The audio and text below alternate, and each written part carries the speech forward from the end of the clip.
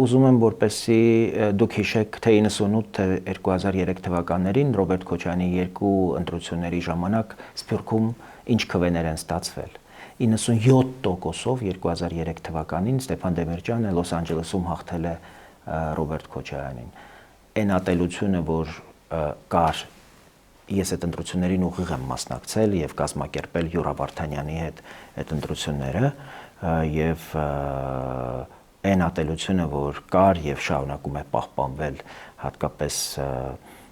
արևմուտքում մեր ամենահայահոց համայնքում Ռոբերտ Քոչարյանի նկատմամբ դա չտեսնված եւ չլսված բան է ես չգիտեմ ում վրա է ուզում հենվել գուցե դաշնակցական են շրջանակների որոնք որ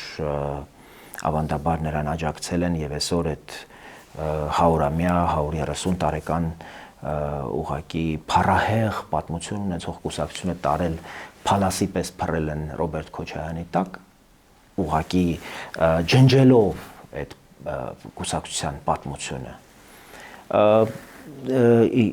այդ արդեն պատասխանատվությունը կմնա դաշնակցականներին բայց դուք չեք գտնի մի ռամկավար եւ մի հնչակ